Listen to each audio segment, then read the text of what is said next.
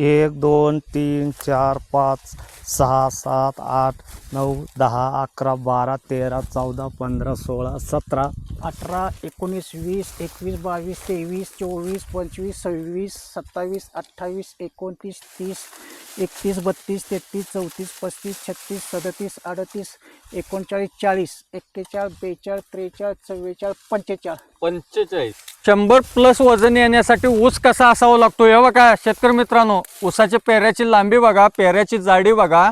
100+ साठी ऊस तुटायला लागलाय. 4 गुंठ प्लॉट तुटलाय. 4 गुंठ्यामध्ये 11 ते 12 टनाची खेप येईल अशा पद्धतीनं ऊस तुटलाय. आता कुठं आहे तर हे जर ठिकाण बघितला तर जाऊवाडी गावामध्ये आहे.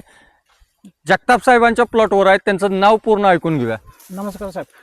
बाळासाहेब बशराम जगताप, मुक्काम पोस्ट जावळवाडी, तालुका जिल्हा सातारा. लागण तारीख 1 जून 2024. क्षेत्र किती आहे? 50 गुंठ. 50 गुंठ क्षेत्र आहे.